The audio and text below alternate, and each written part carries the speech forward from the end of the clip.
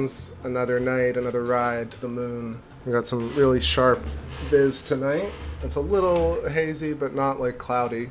So gonna go not too long tonight, not a 3-hour stream I think, but answering some questions, giving back some love to the community, and playing some tunes. If you missed it yesterday, I figured some people haven't been catching it, so I got some energy. We got a gorgeous moon in sight. Copernicus in view, all of Mare Imbrium, top left, Sinus Iridum looking amazing. Serenity, Tranquility, Pentagon, Hexagon formation. Tycho at the bottom, Schickard, Schiller, Clavius all coming into view tonight. And I got my GPS working finally. I was plugged into the wrong port. So I think my tracking is pretty excellent. It hasn't even moved in like 10 minutes, so that's really nice. Make sure you hit that 4K, share the video, and let me know if you have any song requests. And yeah, got some interesting comments in the last video. Thanks to everybody who left a comment, regardless of the content, except for the bots. I don't appreciate you bots. Coming in, Sun 5, Moon 8.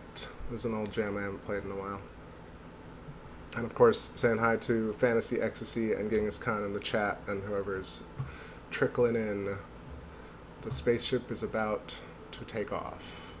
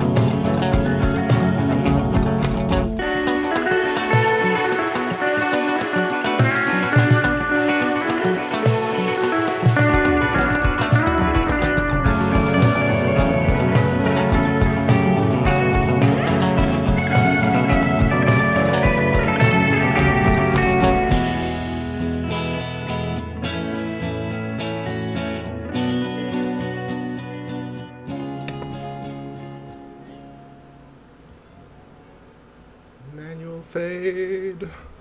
What's happened? Alright, that was Sun 5, Moon 8.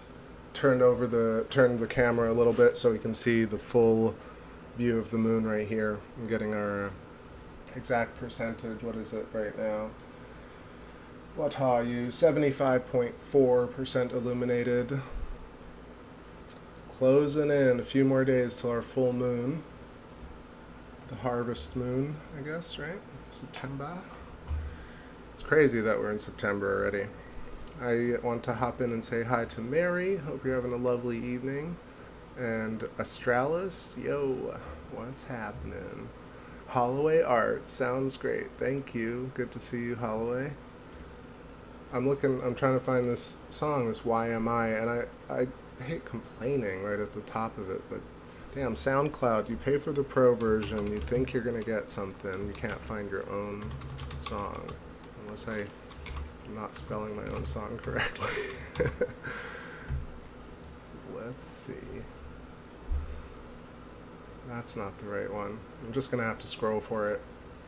But anyway, I thought my clever wordplay on the title was interesting. I didn't try and check and see if somebody has written this title before, but Unsettling Science I thought was a little funny, a little tongue-in-cheek, a little cheeky tonight, but mostly about, so the last few nights I've been talking about stellar metamorphosis theory, tying it into the grander electric universe, plasma cosmology paradigm, but then I tend to talk about the you made your own body, you made your eyeballs, everything is conscious, pretty much every show now. And I think it's one of these things that I feel doesn't need repeating, but it is so important and fundamental to what I'm thinking about all the time that I end up repeating myself a lot. So feel free to stop me at certain points and be like, yo, you're saying the same thing over and over and over, we got it, we're the same people. Or let me know if you really dig it. I do get some comments that are like, that's something new, I haven't heard that before.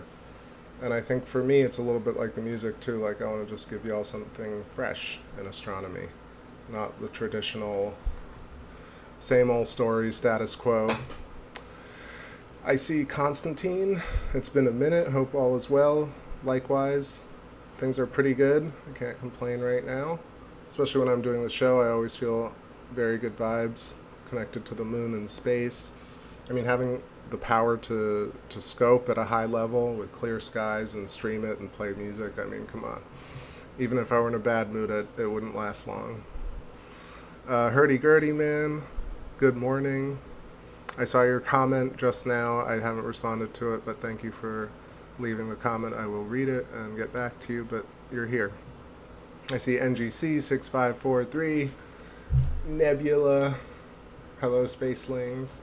Hope you're having a wonderful day. Repetition is memorization. That's sort of how I feel about it. I think we've been indoctrinated so deeply, and to segue back to what I was talking about with the title, Unsettling Science, is just a cheeky kind of, maybe just a take tonight, maybe questions, or maybe just my thoughts on like why it is that conspiracies and also fringe science and new novel theories tend to attract people more than contemporary science. But then because mainstream science has all these gatekeepers and all the money and power, it's like they have the market share, so to speak. I was watching this, of course I immediately tangent, but I've been watching this Netflix thing which is called High Score, I think. I don't know if you've seen it, but they were talking about how Sega came in to fight the Nintendo system and Nintendo in '91, where Nintendo had like a 98% video game market share, and they were able to basically use this new technology, the Sega Genesis 16-bit. He had a 5-point plan. He pitched it. People thought he was crazy. This guy who ran the Sega Corporation, and basically created Sonic, created the whole ad campaign. And you see now on YouTube where you search contemporary science and you actually have people who are like, hey, like this whole paradigm that y'all are talking about is just so kept and so uninteresting at this point. The idea that scientists are always baffled, scientists are always surprised by their findings, but then it's couched in the fact that they're doing amazing science, right? So there's this kind of these big structures are built, these giant tools, LIGO, LHC, Fermi, CERN, all these different places get built, and so people feel like, wow, that's so important, they're so serious about it, therefore they can't be wrong about these ideas. And I don't even think it's wrong. I think it's just like software upgrades or technology upgrades. Most people are typically afraid of these big changes. And I'd be remiss in saying that I think it's probably not to the ultimate detriment. Like, the ultimate goal is to completely, turn into a desiccated planet, right? So, like, life is not really meant to go on forever. But in a way, like, this uprising of technology is something like we have to embrace because it's going to happen regardless. And people are so afraid of this huge shift into AI now. And that's a really deep tangent down. No, well, it's not even that deep. It is tangential to what I'm talking about. But I think it's all. I want to reframe the discussion. And I've done it with this channel because I basically ignore kind of this anger that people point fingers and character assassinate and use this kind of attack mode or "I told you so" vibe when they present other theories. And you immediately can tell that a theory has no real scientific merit when there's so much anger that's lodged behind it. And similarly, I think, like, with contemporary science, you can't really get behind a science that makes no new discoveries. Everything is 20 years away. Everything takes incredibly long periods of time. Everything is fraught with budgetary issues and political issues. Science is not done for science. Science is done as an industry or as a front, whichever way you want to look at it. Let's see, Tetrapodum, what's going on? Greetings. Sorry, I was just not looking at the screen. I was looking at the moon because it's kind of mesmerizing tonight. So let me just read a bit of the comments here. That was so many thoughts at once. I was trying to be concise tonight, but it's not happening. But you know what I mean? I just feel that people want the fresh science ideas, and fresh science is fun science. Old science is now boring and kind of angry science. You know what I mean? Like, that's what I'm actually just trying to say very simply, is that you watch a lot of these videos that are upholding the standards of the status quo mainstream science, and they will not budge. They will not budge. They're so uptight about shit. And it's, like, are you spending time, like, character assassinating and shutting down people, or presenting a novel idea and an interesting vibe and a way to see the world in a way that's generative and holistic and caring, It's so now, I'm not one to say that, like, I don't understand why people are aggressive. I do understand why people are aggressive, but it's just such a measure of validity for me. And I'll give you another example, or an analogy. So people tend to think, the Hollywood portrays masters on TV as angry and sullen and mean. And they hoard information. But in the real world, musicians, like the top-tier musicians, top-tier athletes, top-tier artists right now, and on and on and on, the higher up the ladder, the chess guys, the higher up the ladder you get, the more master you become, the more you want to share. The less gate-kept the information is. Let me know what you think of that. I think that's really such a clash with the way Hollywood and the government presents masterships, or like these people who've just spent a lot of time learning something. They're like, oh, they're masters, you would never get it. But YouTube proves the absolute opposite, where if you look up master musicians, they're so forthcoming and excited about sharing information. They can't wait to share the top level information, even if you're not ready. Rick Beato, or even go to Steve Vai's channel, and he'll tell you all about all these different time signatures. What did he have? Nested quintuplets. Steve Vai will explain nested quintuplets if you want, right? But somehow Hollywood says no, no, no. Like Tony Stark keeps information. This guy, only this guy has this information. You got to find this group, and only that group has that information. And it's one of these things that's so doesn't make any sense to me. I feel like astronomy on the mainstream side of YouTube always feels like that to me. The vibe, you walk into a channel and it's like, let me tell you, and beat you over the head with a hammer about what I know, what I've heard. And I'm like, what about this new thing? And they're like, no, no new thing, please. No new thing. Only we get to pick new things. You can't do anything. And I think that's the exact reason why fractures in popularity have occurred now, and why a lot of like alternative physics is now much more prevalent on YouTube than it was 5 years ago.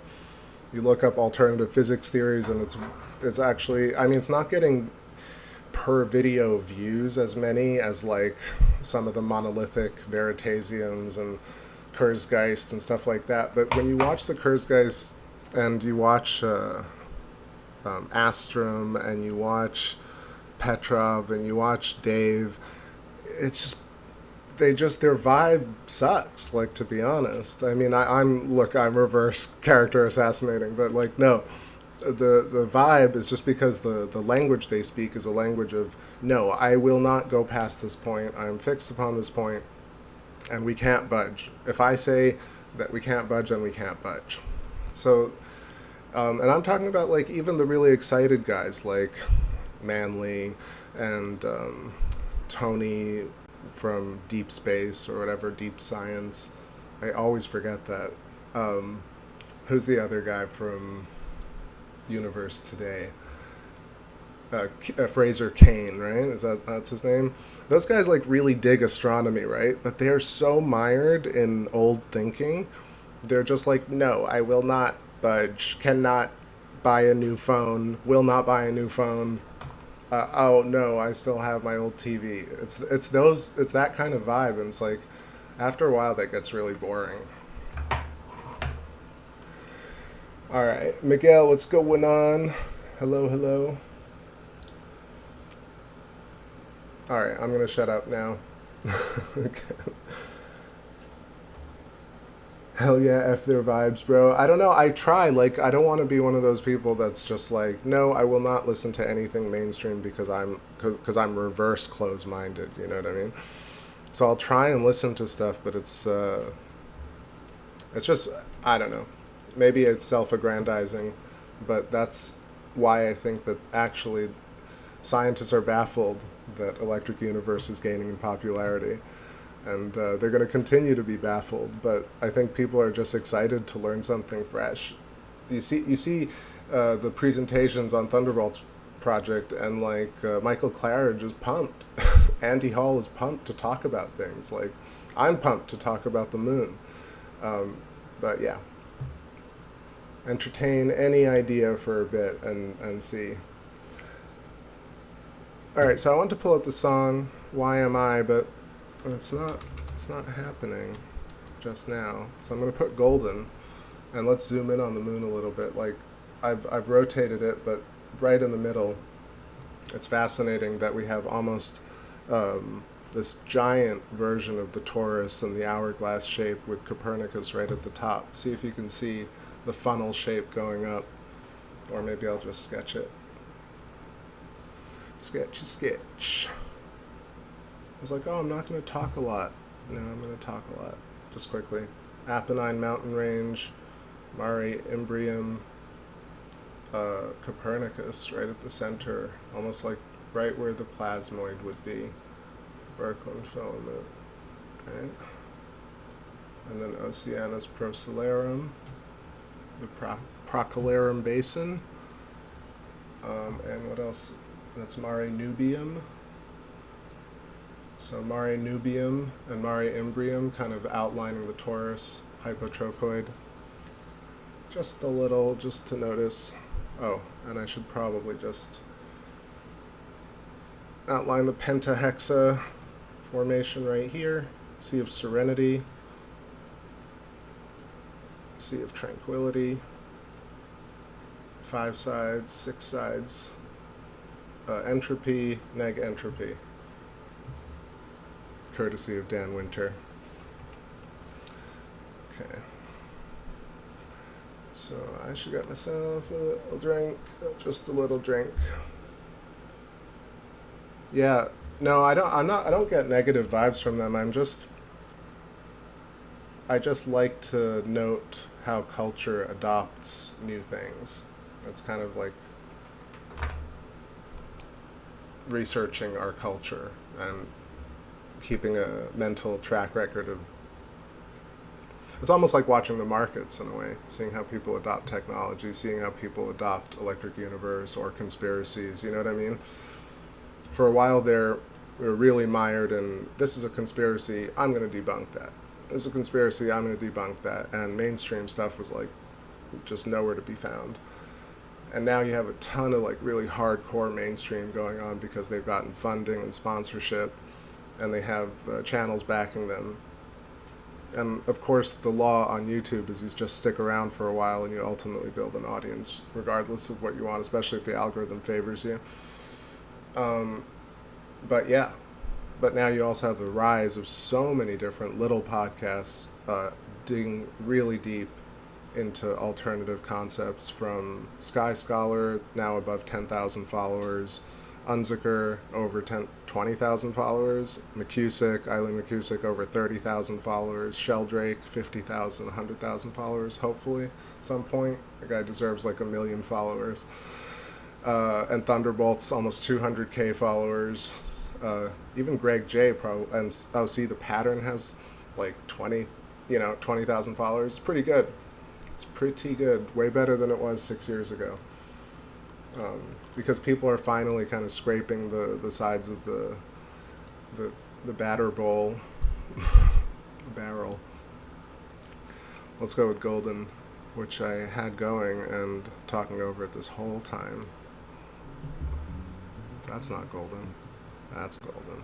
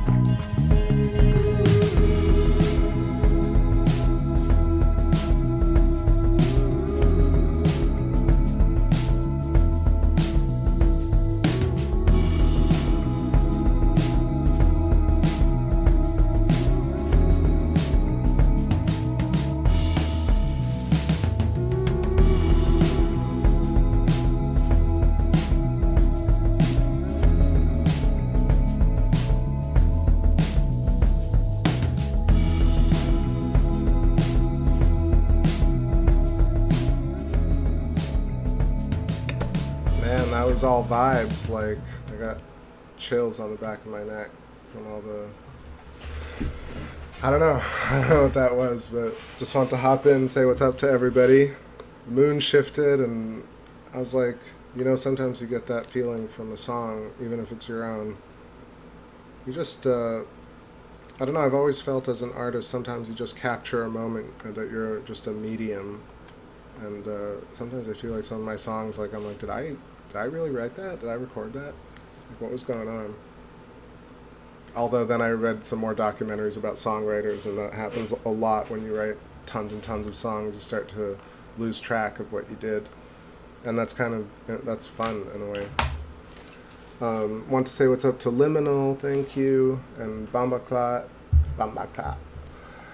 and who else? Waleed, what's going on? New favorite channel, that's very kind of you. I'm glad you're back. Did I miss anybody in the chat? Let me know. Oh yeah, Armanda Jenzak, I'm not exactly sure. I'm not going to repeat the comment, but that was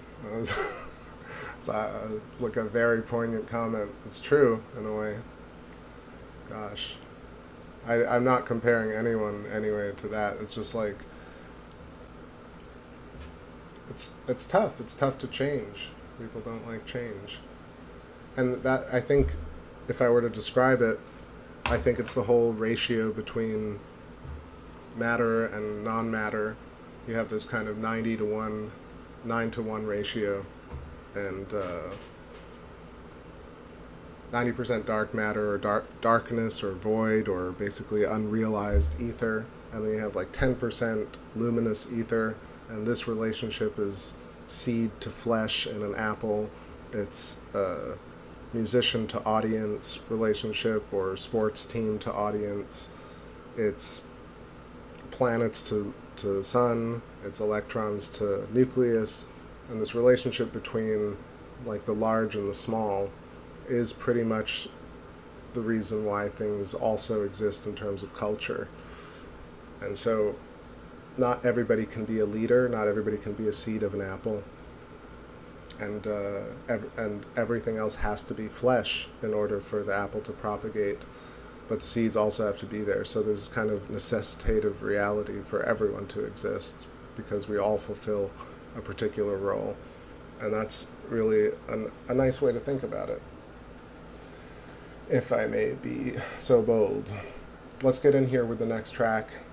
I see lots of little things flying past the moon. They're probably all burbs, little burbs. I finally found YMI, going out to Genghis, I think. You requested this. Let me know if you have any requests, and let's zoom in a little bit, like I said earlier, and I completely spaced, but let's check out Sinus Iridum up at the top.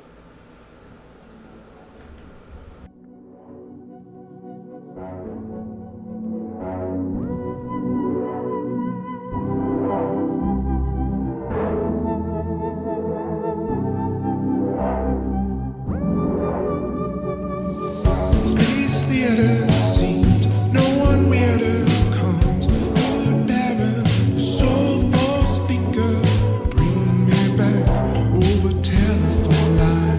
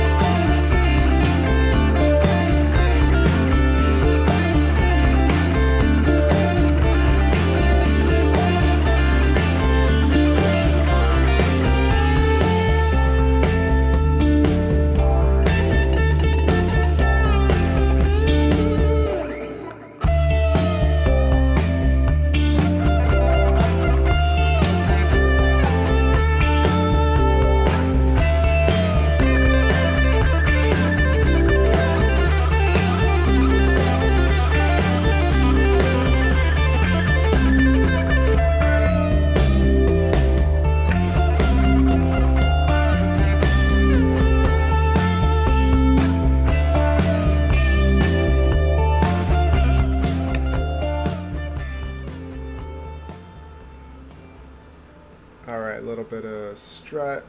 No, don't get cloudy. Come on. Come on. No. Alright, so zoomed in here. Camera direct to scope on North Mare Imbrium, Sea of Storms.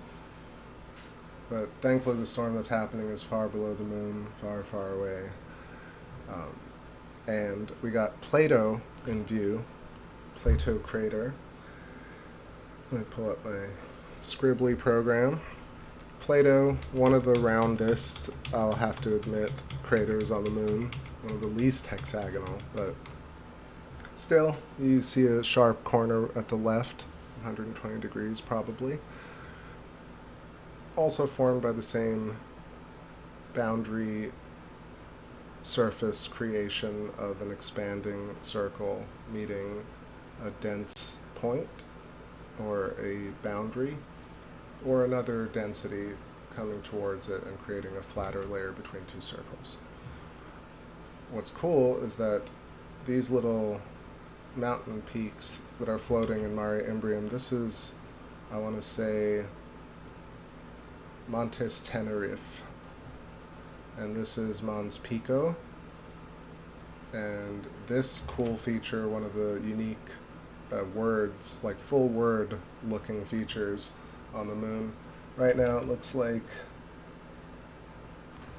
lowland, loud. What does it look like to you? It's like L-O-L-U-N-G, Lowlung. Lowlung. Well, let's go with that. So Lowlung is actually called Montes Recti, R-E-C-T-I. Tenerife is Tenerife, which I always laugh about, and Mons Pico, P-I-C-O. And then Plato crater here with its corners. Let's follow it out. That's 3 sides, 4 sides, 5, 6, 7, 8, 9. Octahedron? No, not octahedron. What's a 9? It's a... What is a 9-sided figure? 9-sided.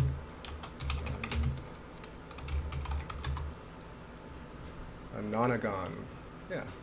So that's a cool word I should have remembered. But that doesn't actually exist in programs. They don't call it a nonagon, but they should. So a nonagon is Plato.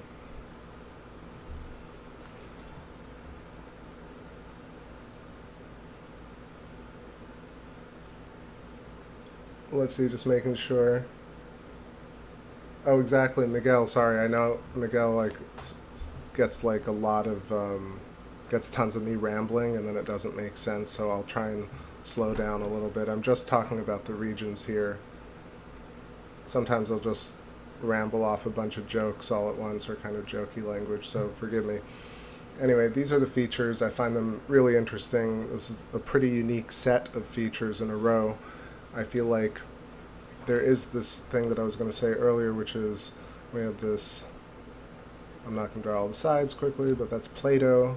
But then you have what's cool is that if you follow this around, that's our shapes. The two-sided, symmetrical, either primitive geometries or circles.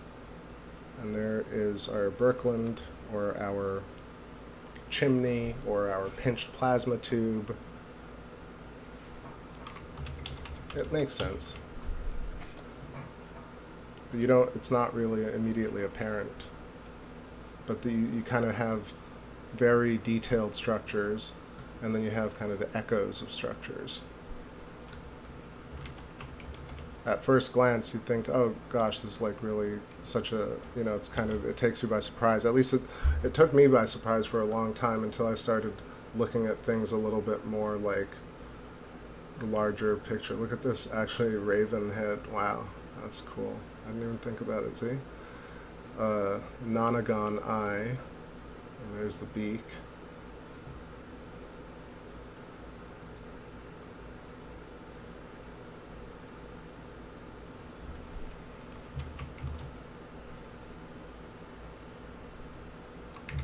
That's a little bit like that. Drawing with a mouse. Anyway. Raven, Mare Ravenum. Alright. Reminds me of a dollar sign too. Let's see. Yeah, so that's a first. I haven't noticed that one before. I was actually just trying to draw out similar types of features here. So Sinus Iridum, let's zoom in there a little bit. So Bay of Rainbows, if we continue along Mare Imbrium, and you'll see a bit more of this region, Mons Recti. So Mons or Mount.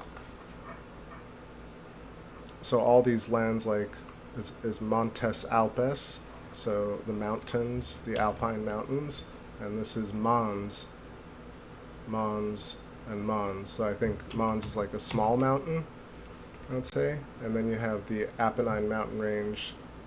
Actually they don't do Montes Apenninus. Oh, they actually do call it Montes Apenninus.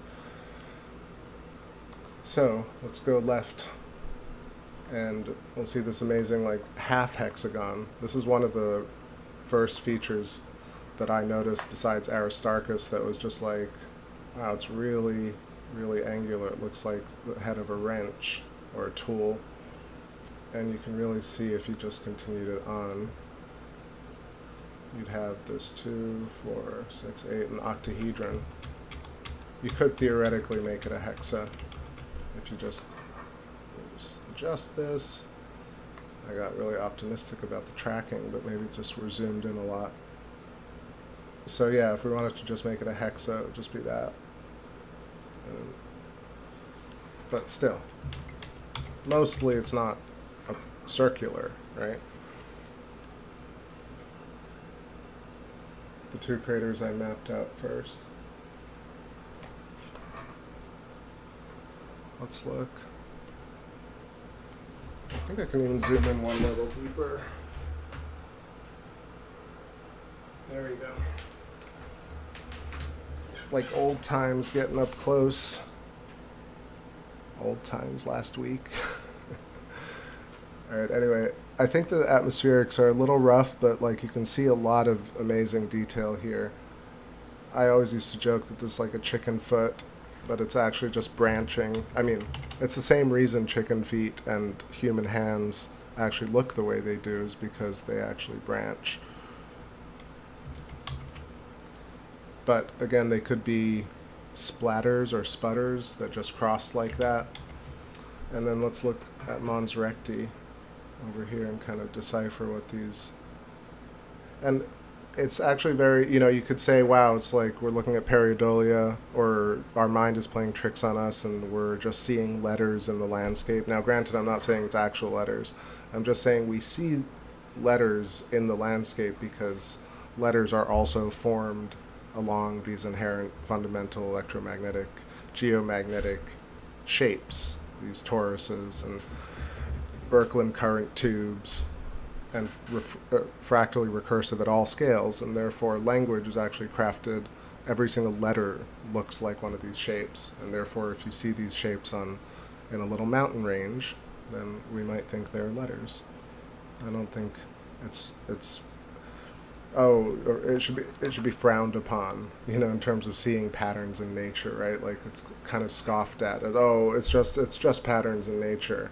Well, I don't think it's just patterns in nature. So let's see, L. It's rough. Lorem Ipsum. Maybe it just says Lorem. It's the original Lorem Ipsum webpage. I'm just being silly at this point. Alright, let's play some more tunes and zoom around, pan around. There are other regions. If you have a particular spot that you want me to look at, I will go there as long as I can find it. Catch? Is it too early or too soon to play catch? I think it's the right time to play catch.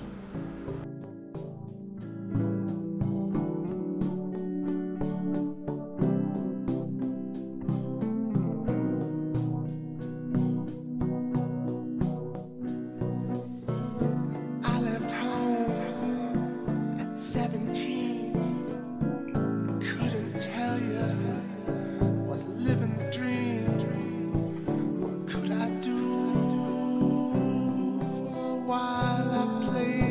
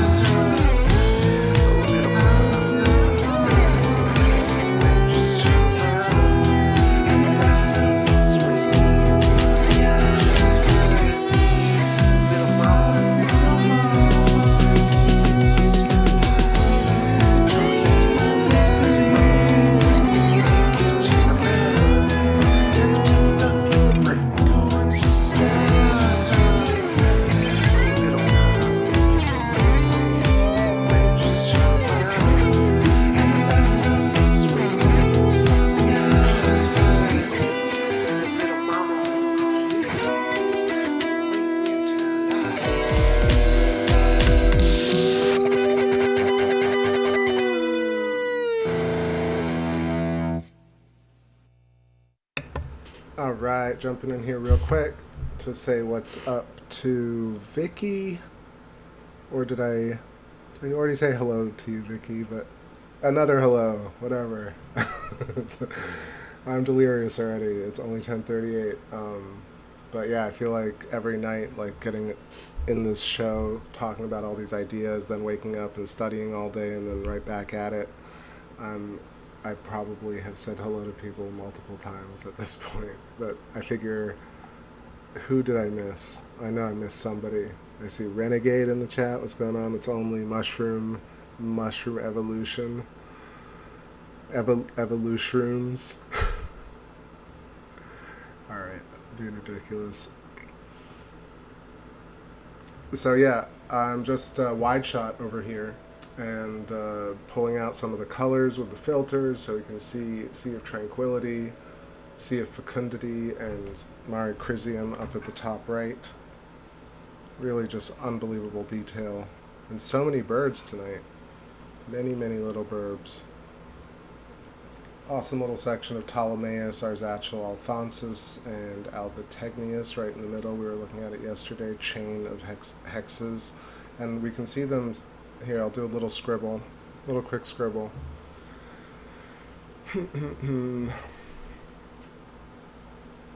Oh my gosh. Oh my gosh. Alright. Here it is. So we'll see this relationship of large and small side-by-side pentahexa formations. I like that Dan Winter kind of calls it the pentahexa formation, but really he's the only person I've heard talk about this. I mentioned it yesterday, but again, when you meditate and you have these mudras, or the finger positions, you end up making hexagons, pentagons, and different types of multi-sided primitive geometries by putting and touching your fingers together with your thumb.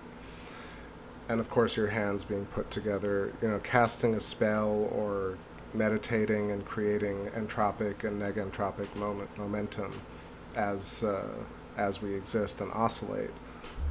And so that's where the pentahexa kind of started getting me intrigued in terms of where this geometry comes from. Of course, originally I'd mentioned that it was molecular, and it also looks like just a balance between a two-sided, well, it's not even two-sided, it's basically the cross-section of a torus, which I should be drawing, and I'm not, I'm just talking. Alright, let's do this proper. So, Sea of Serenity, Pentagon, right? I mean, tell me I'm wrong, fight me on it. Posidonius, really interesting crater that I'll try and zoom in on. And then Tranquility. Of course, there is this kind of indent or raised land feature here that never really got through and made a perfect hexagon, but if you do follow the lines, you'll see that you really sort of end up, well, within a margin of error. And then Mare Crisium. I mean, I chuckle just because I'm thinking about mainstream science, and laughing is a reaction to being sad about mainstream cosmology. No, that's not really true either. It's just that I'm laughing because, I've tried to be sure about these things, but of course I'm not sure about any of this stuff, like 100% sure. I'm just drawing what I see. Visual proof is usually way better than just speculative proof. So that's why I'm chuckling as a reaction. But I think it's pretty important.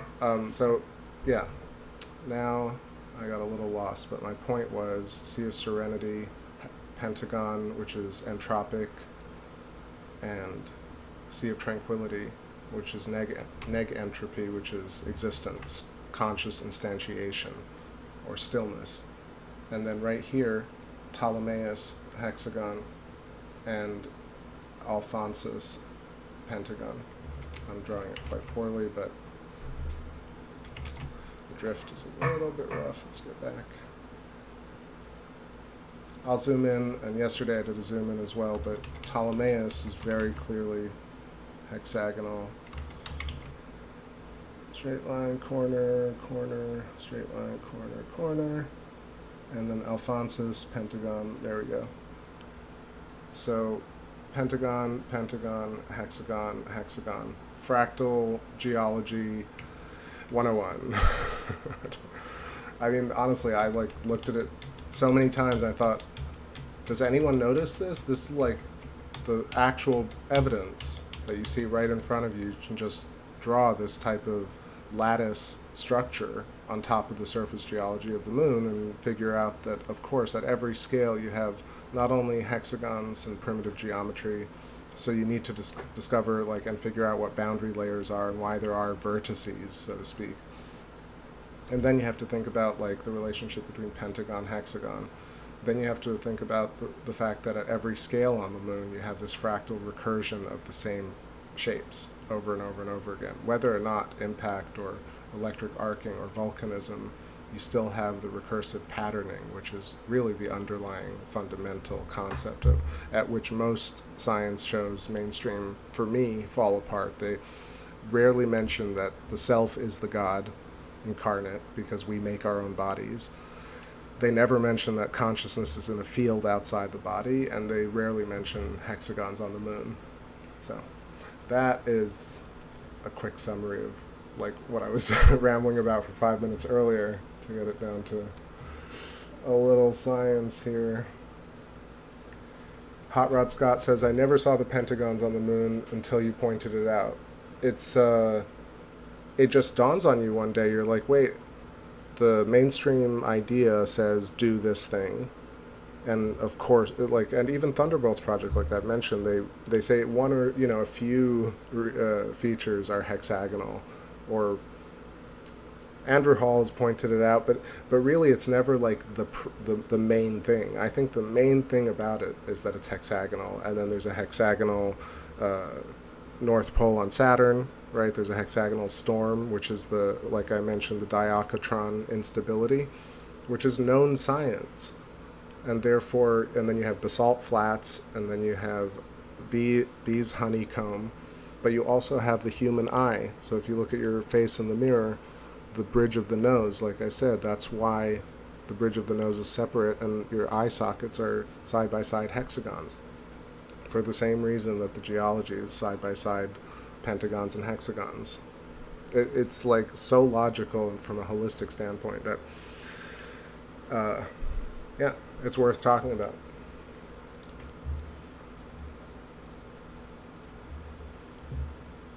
So I did want to point out that fact that you can actually see Serenity Tranquility relationship and Ptolemaeus Alphonsus relationship, and in the same frame,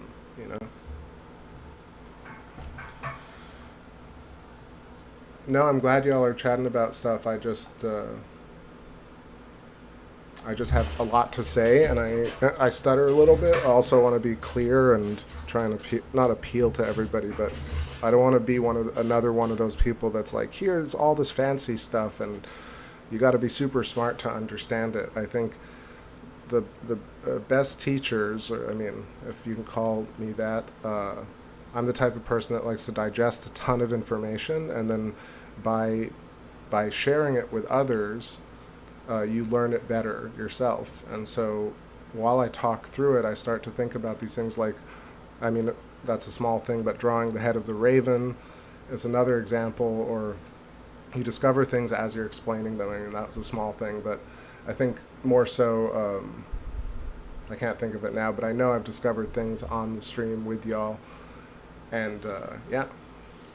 And then sounding it off in the chat and using, I don't want to say using the chat, but hearing everyone's thoughts, especially some of the really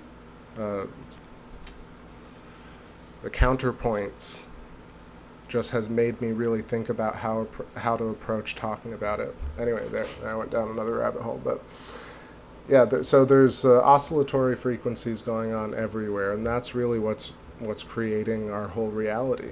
Everything oscillates. Everything is this system that's completely connected. And I think that's what's appealing about all these new alternative theories, and why mainstream will ultimately become like, I don't want to say like a big social media company. It just ultimately, finally, but it'll still have followers. That's the thing. Like, really cool things typically have less eyeballs on them. The coolest restaurant in town has the fewest tables, and it's the least known. Some of the best albums are the fewest views and the fewest listens, some that never even got signed, right? I talked about this years ago, but that's one of those things that dawns on you when you listen to some of Alan Watts's Zen, You're It, and all the little koans, these little stories that you tell that are really about self-realization. And you ultimately see that, like, you have everything you've ever wanted because the proof is in the pudding that you actually exist. The fact that you exist is proof that you brought yourself here. Because no one else is making your body right now or making you conscious but you. So the self has total control over this, and so every obstacle and every pleasure has been created by a version of you. Whether it's simulation or not, you know, we're all here now enjoying the session and the journey. I'm trying to find something from a different record, but of course it is eluding me. Let's try something different. No, maybe not that. How about this?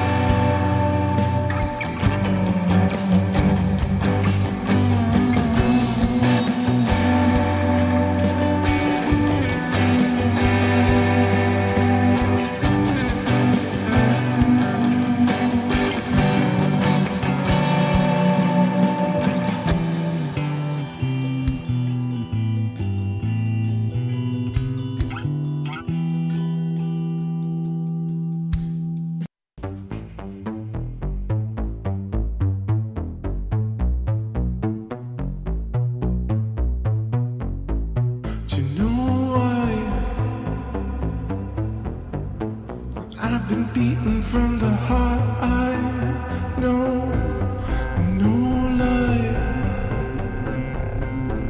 I've been thinking about you all night. Why? No why. I've been waiting for you.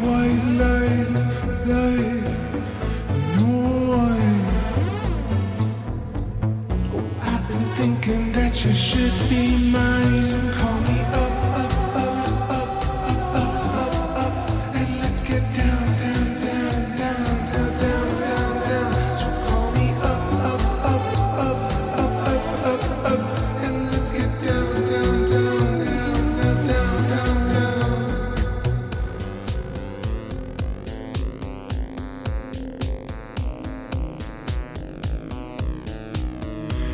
Oh, you send me messages across the cosmic network, and you send me pictures from across the astral plane, and you send me cryptic kisses across the matching network. So call me up, up, up, up, up, up, up, up, and let's get down, down, down, down, down, down, down, down. So call me up, up, up, up, up, up, up, up, and let's get down, down, down, down, down, down, down, down.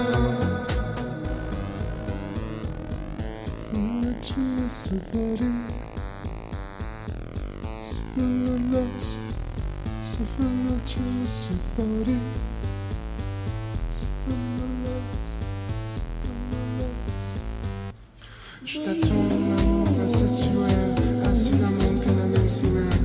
Agitant la éternelle, avec pendant son billet. Je suis la même que dans l'avant-l'année de chaque jour. Je t'attends dans l'amour avec les mecs sans agrévé.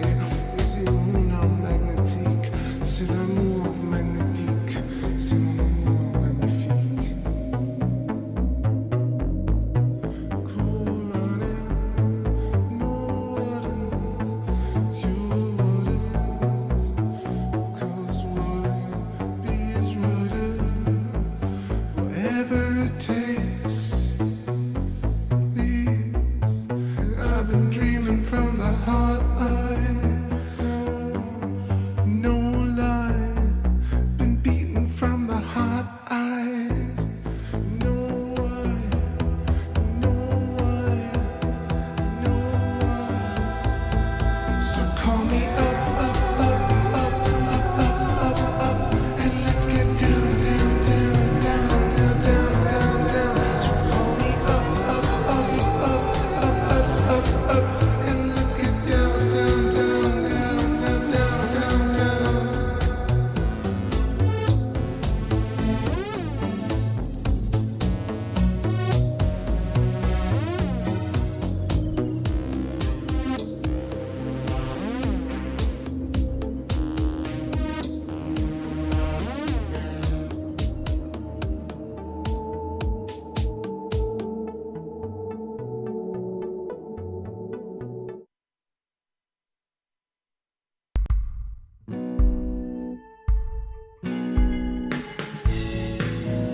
I've been waiting on the street for days. Don't treat me like a fool. I've been sleeping on the street for days. Don't treat me you're so cruel. I've been waiting on the porch for days. Don't treat me like you're cool. I've been waiting on the sea for years. I've been waiting for the secret all along. And you know what brings it? Don't you know what soul can sing? Singing about this dream so long for you. I've been dreaming about the song. So long for you. I've been singing about the song. So long for you. I've been dreaming about the one with you. I've been singing about this dream.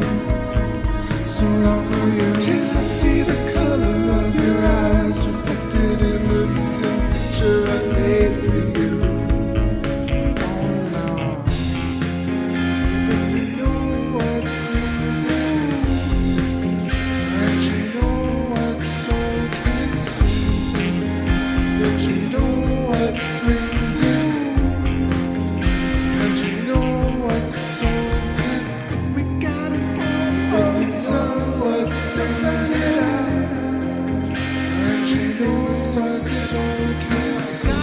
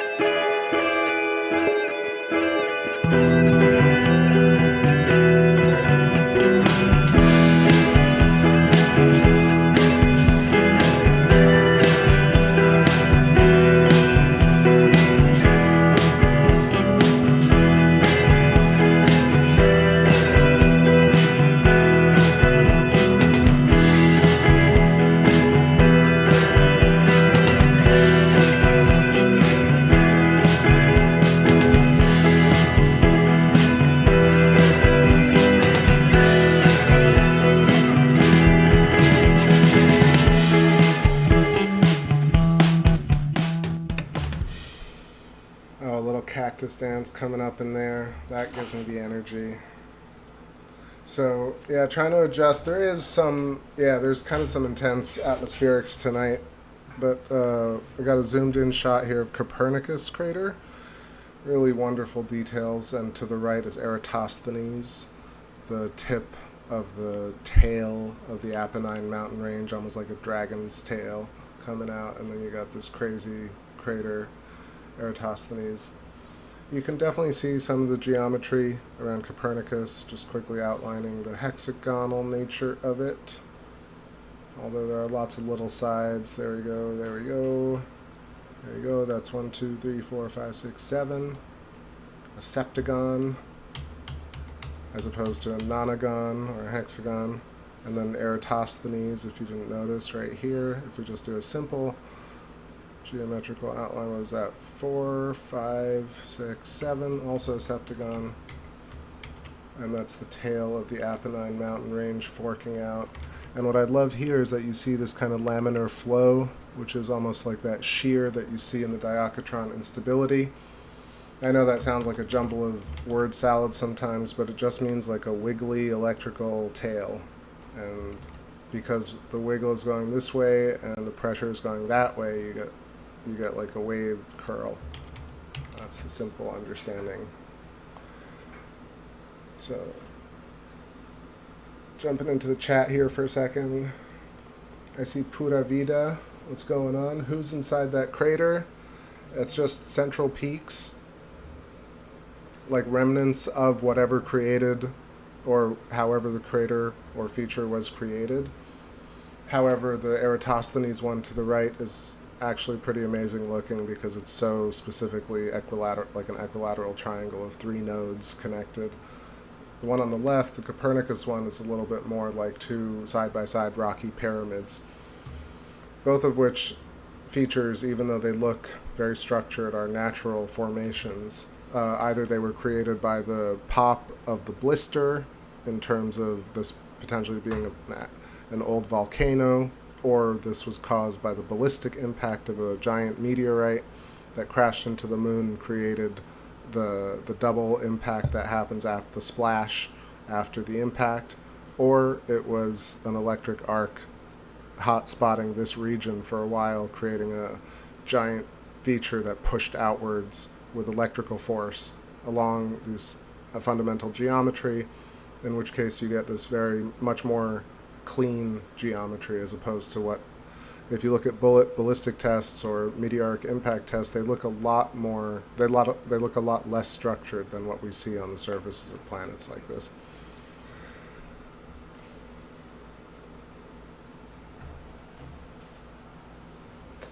So, it's interesting, yeah, you're mentioning what Pura Vida is saying, copy that Greenland melting, who's blurring out the coastline. Oh, the planet's going to absolute hell, don't we know already? I mean, I don't think there's a mystery. It's just how long will it last? You've retracted all... Oh, lava tube. Okay. Pura Vida just jammed in the chat for a bit. Renegade says, looks like a new monkeypox. Oh, gosh. I shouldn't even repeat these comments because the video transcript gets like put into all the search results now. Anyway, I like the moon. Moon looks great. Hexagons abound. Did anybody say anything about hexagons here? Oh, we were talking about the giant telescope for a moment. So Vicky was saying I need a 20-inch scope. And what I would say is I've actually, when I first started, I thought, okay, this is the setup that I need. And this setup that I have is actually quite amazing. Like, this is the 8-inch, and the 11 is incredible if I had great skies. But the kind of step up from here would be like a $50,000 rig-ish, and it would probably include a Celestron C14. 14-inch scope is almost unwieldy pretty much for a person, so I'd have to set it up permanently in a dome with a retractable roof, all weatherproof stuff, and then a mount is like $7,000. A 14-inch scope, even in suburbs, like even with this viewing, a 14-inch scope on a proper mount with a dome would be, a 5 times, 10 times better image or more detailed image, plus all the processing. So I've thought about like what it would really entail. I don't even think it's like 50 grand. It's something like 30 grand to get the next big jump up. And then a 20-inch would be something incredible, because those plane wave instruments are the price of a house, pretty much. It would be nice. It would be nice. Yeah, so let's play a little bit more music here. This is kind of more chill stream tonight. I've talked a lot. Just want to do another shout out to Jeffrey Walensky over at his own channel. I've linked to it in the past, but just go back and check the stellar metamorphosis videos. I think it's worthwhile. I know it's annoying that I keep repeating myself, but like Shockwave was very quick to dismiss it, and I understand that, but it's really fascinating, the concept that stars ultimately evolve into planets, or planets actually just are, the original source of planets is from stars, as opposed to planets forming accretion disks. I think it's a great idea. Don't agree with everything Jeffrey says, obviously. Don't have to, but the stellar metamorphosis theory is rad, and I love deriving new thoughts from that idea. So I've done a couple of videos on it. Please check it out, and leave me some questions or comments on it, but let's be polite with one another. Specifically, that person left me a not so nice comment. Just like everyone's pretty angry. Not everybody. Very few people, but once in a while somebody's pretty angry at theories. I'm like, I'm not trying to get angry here about anything. About nothing. This is a moody one, but I haven't heard it in a while. It's called Grown to Like You. Jam it out for a bit.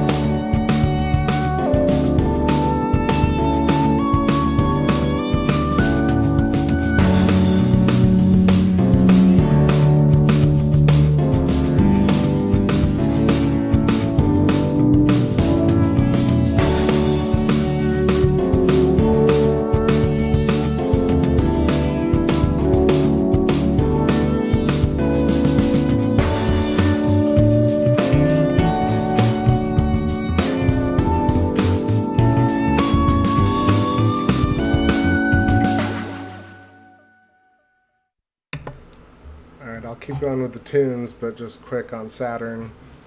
The viz is not bad. I gotta say, there's a lot of fringing going on, but Saturn is, I think, actually fringing because it's actually high up in the atmosphere and not setting. It's a bit, what is it, east-southwest, a few degrees east-southwest, and is that what it is? No, south-southwest, east-southwest. It's south-southwest. Yeah, it's looking really nice. Got some nice separation, and what I'll do is I'll stay on track with it a little bit, see if I can adjust the image a bit more. And love the comments in the chat. Just a quick note about if we look at Saturn through the lens of stellar metamorphosis, Saturn actually is past the stage of a brown dwarf or a hot Jupiter, and has now lost a lot more of its atmosphere. And what I've been actually screwing up the last couple of nights, I keep saying angular momentum, but Jeffrey actually says axial angular momentum. So not only spin, but also the what really is it? I guess I imagine it's the torsion or the spin, but also. Anyway, I think I need to study it a bit more, but he says axial angular momentum, just to correct my regurgitating of his theory to y'all. Either way, simply looking at it, the fact that Saturn is at a point in a star's life cycle where it's actually creating much more complex materials on its surface. It's basically cooking down all the complex matters and elements and molecules for life, self-organizing, right? And this is where I always, in my mind, pop in the word, thinking self-organization, that everything at every scale is conscious, right? Because what is self-organization if not self-awareness or spatial awareness of the unit that is self-organizing? So Saturn is cooking down and potentially will become a habitable planet. And if you follow that through a little bit further, you'd think that you could imagine that the complex nature of life just actually is emergent from the complexity of the materials created on this star. So the life cycle of Saturn turning into an Earth-like planet and ultimately a moon and then ultimately debris is really kind of beautiful. And the fact that Earth might be older than Saturn is a cool idea, very interesting idea to conceptualize.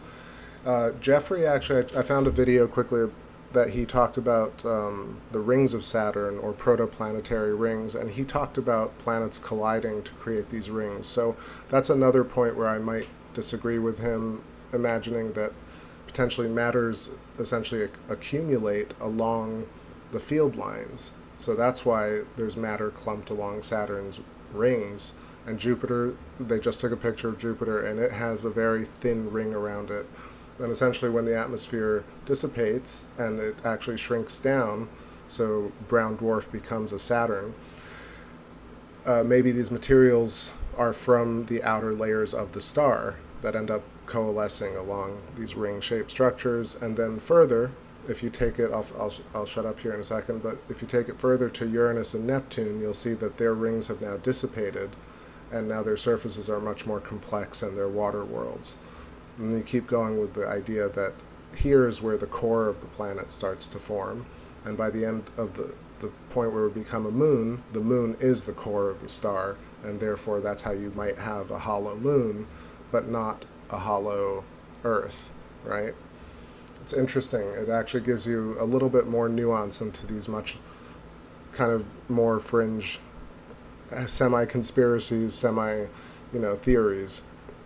Everyone's like, is the moon hollow? And Wal Thornhill says Jupiter's hollow. And then Jeffrey says, I think he said there's a hollow moon, but I'm not exactly sure. I don't want to misquote him. That's why I stutter when I talk about Jeffrey. I'm not exactly sure if I'm interpreting him 100% correctly. But my interpretation is the fact that there are certain points where a star can be hollow. There are certain points where a star can have a core, and then that core can emerge and the outer shell can retract, and so you have this kind of oscillation between self and other point and shell, which again holistically works. Hurdy-gurdy man, take it easy. Great to see you. Thank you.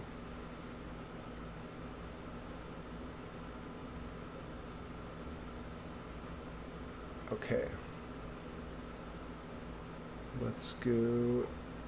I had the track pulled up and now I've lost it. What about...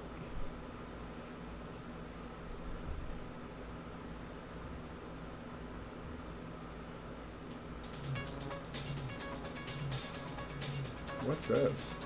This is called active refraction. Maybe it's cool.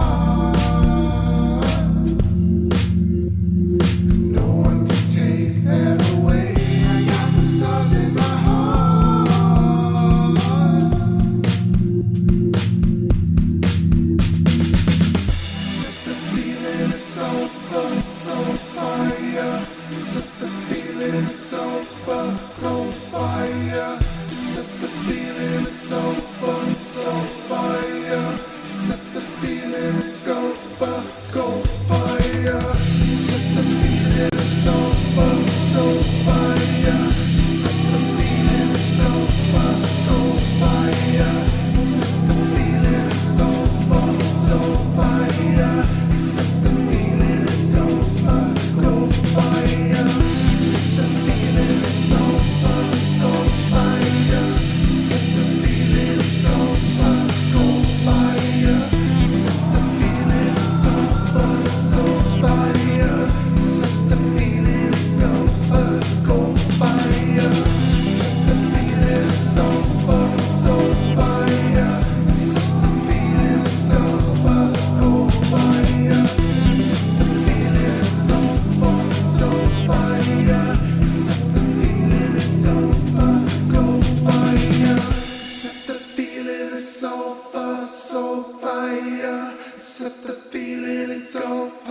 go fire.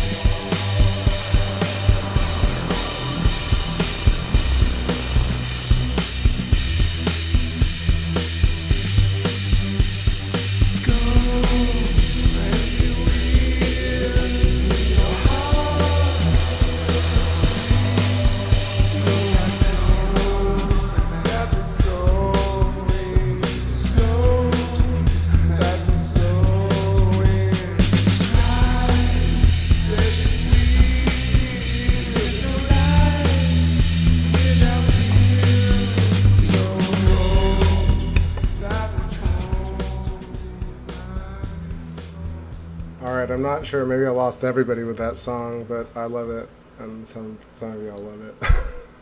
Maybe it's just like it's too intense right now, the soul fire. But either way, zooming out here on Saturn, you can see Titan shimmering brightly above Saturn right now, and when it chills out a little bit, you'll be able to see, I think, Dione and Tethys right at the cusp, right near Saturn on the right, and Iapetus all the way to the left, and those blue spots are camera artifacts.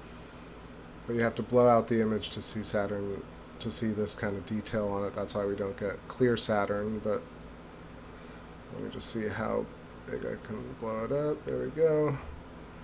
Yeah, tons of scintillation happening. Scintillation is atmospheric turbulence, but also the effect that's created here with scintillating and shimmering. Still looks so cool. It's almost psychedelic for sure, but yeah, the detail on it is lost because the frames are kind of jumping back and forth.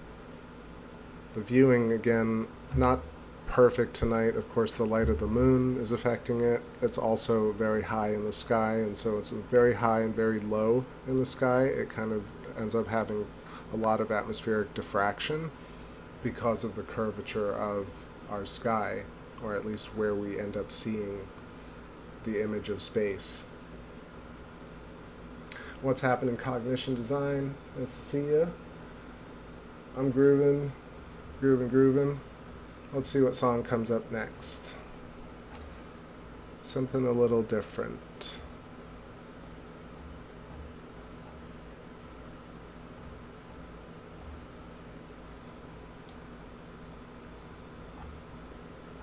Find something. Sorry, something went wrong. What went wrong? You're wrong, SoundCloud. Alright, I think I'm gonna roll over to the moon, back to the moon after this. We'll just chill here for a second. Let me know what you think. Back to the moon or stay on Saturn while I find the song.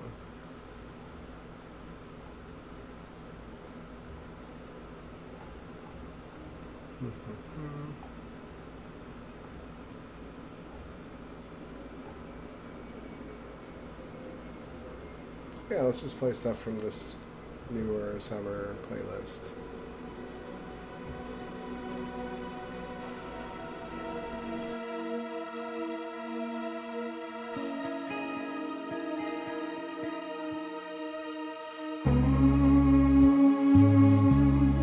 Bring me back. Just bring me back out of the cold.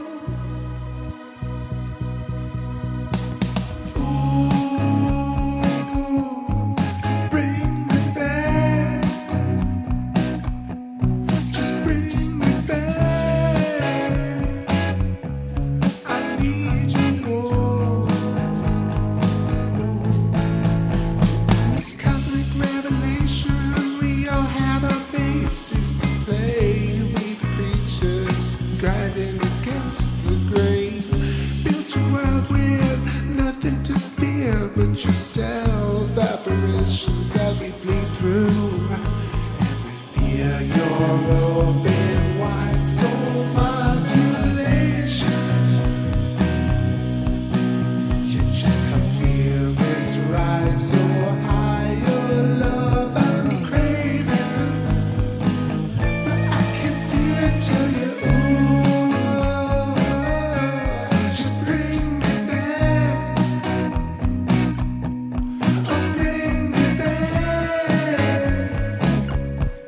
out of the cold.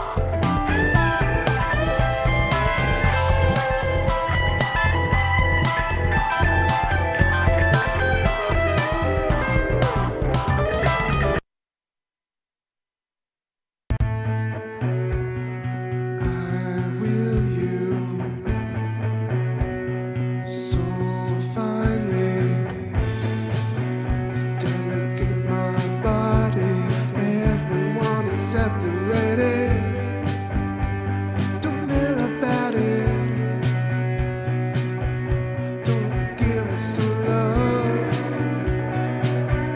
Heavy metal outside. Just seem like life will fit the crime. And I gotta make it through this doorway. Gonna be a star this time. Going up, are you ready? Going up, are you ready? Blowing up, are you ready? And then I'm falling to the light, and I'm falling to the light of your love. And I notice the simple dark night, trying the colors of your fire burn bright. Through the colors I am shining. Oh, Miss Boy, Miss White, Miss White me. Need a ride, need a ride, need a ride. Sit blind, you feel. Turn along, you feel. I'll see the light into love. Just another noise. Doesn't seem like nothing to the crime. We gotta make it a bullet for you. Make lots of love, love, so. We're coming up, are you ready? Growing up, are you ready? We're flowing up, are you ready? And now you're falling to the light, and I'm falling to the light of your love. And I notice the simple dark night, trying the colors of your fire burn bright.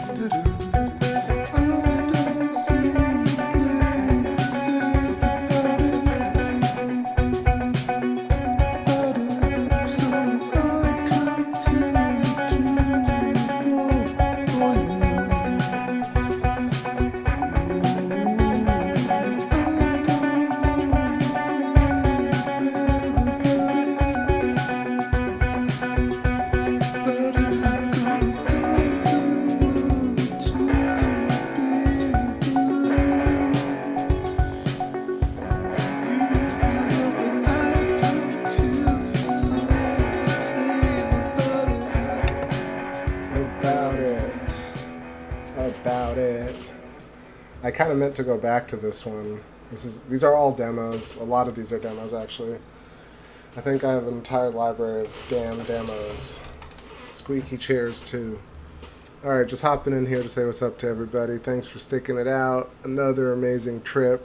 It's 20 minutes to midnight. I think I got a little bit left in me. A little bit sore, but I got high energy. Wanted to say what's up to Rastaman Lives.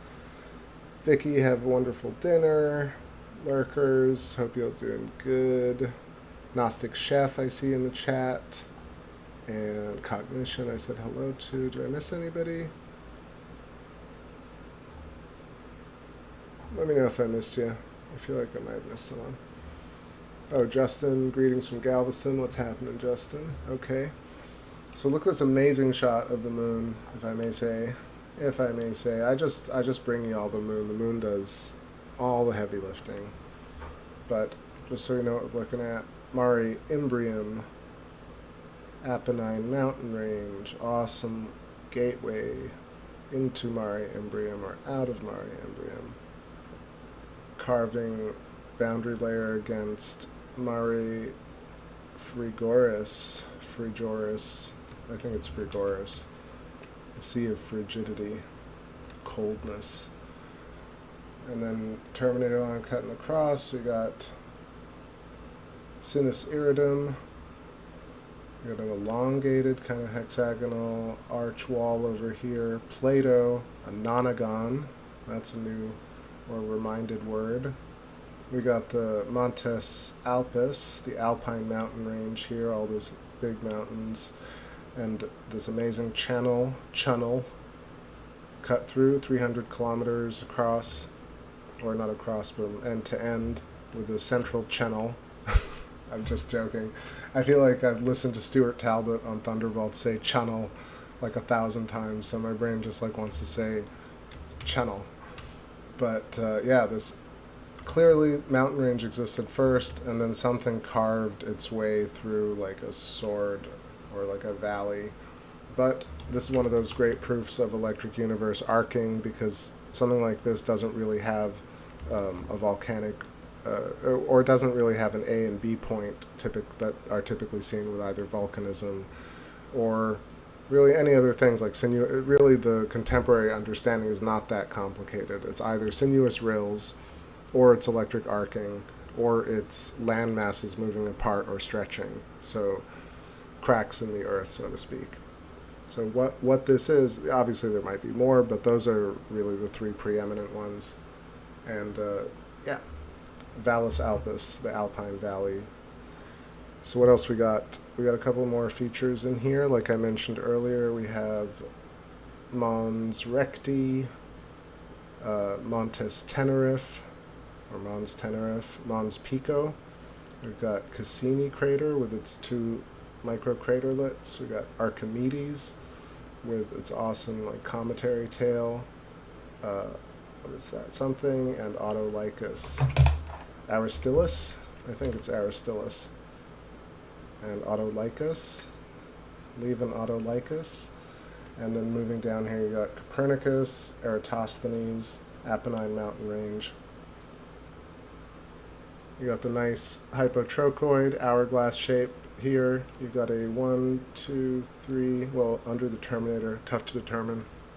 But Mare Imbrium is like 1, 2, 3, it's probably an octagonal mare, the largest thing that we see moving into the Procellarum Basin. Pretty damn cool. And so many birds. Let me hide that.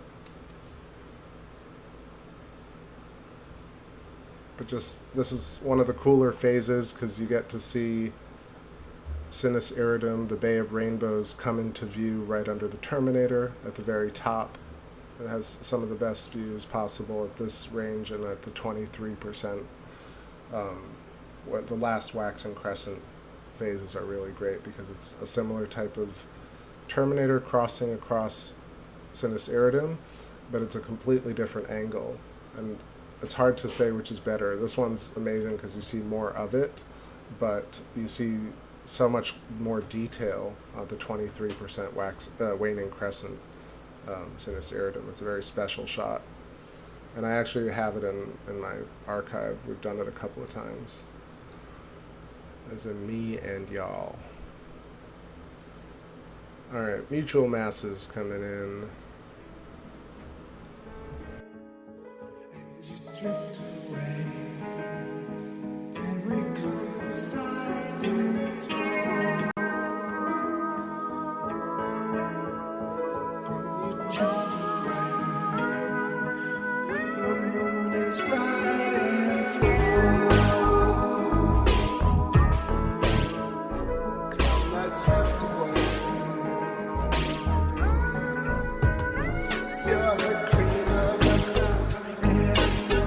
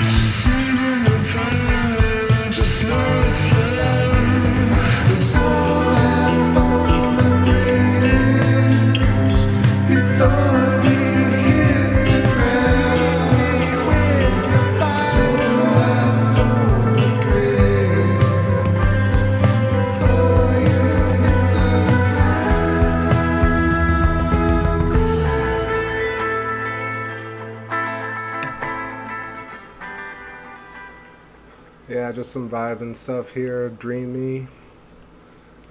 Quickly want to say what's up to Bo. Welcome, Bo Theory. Cheers. Been editing all day. The music hit the spot. That's very kind of you. I'm glad you're here to enjoy it, and I can share some more. Not sure if I've seen you in the chat before. Maybe I have. Sorry if I don't remember, but welcome. I see Astrolabium. What's going on? Long time, friend. Glad you're here. Greg Sledge, what's going on? This is so mind-blowing, right? Having the ability to see the moon like this and all the people before us that could never imagine it. Right? Right? Exactly. Thank you. I used to say that pretty much every live stream when I first started years ago. And even now I'm always amazed by the fact that we can do this pretty much every time. There's no time like, oh, this is just so boring. Why would I even set up? And it's just absolutely spectacular every single time. Why is the moon upside down in Australia? Why is it upside down? So I would imagine that it's akin to just seeing a different part of the sky, but then I think that I'm just completely speculating here. Like, if you look up the reasoning, you'd imagine that something that is inverting the actual direction, the polar direction of the moon visually, right, at a certain part on Earth. I haven't personally seen it. I've never been that far south to see the southern hemisphere sky. However, I would imagine that it possibly is what happens really at the center of a nucleus, which is the center of the iris of your eye, this idea that the image is inverted once it passes through the lens and the iris of the eye. I think it's probably this kind of inverse symmetry of things. I actually don't really know the answer, to be perfectly honest, but that's what I imagine it to be. So I'm thinking here for a moment. I don't want to answer just so abruptly and so abruptly. But so there is a phenomenon that I've mentioned in the past, which is the fact that when you point your telescope or a camera to the sky, things focus at a certain level. Everything comes into apparent focus at a certain point. So Saturn, which is like 700 million miles away, the Sun, and these distances, of course, I've always questioned distances, and you hold the standard model and you question the distances, but let's say they're far away, to some degree far away. So the Sun, Saturn, the Moon, the stars all come into focus at one point in the sky in Earth. And really, what is the sky? The sky is our field of view. And so if you imagine that we're at the center of a sphere, and the sphere is of course wiggly, it's not a perfect sphere, it's a distorted, noise distorted field, and we're looking up into the sky, and this is this warbling that we see in the magnetosphere around Earth, or the ionosphere. So we're looking through all these different very thin plasma layers at a certain point in the sky where the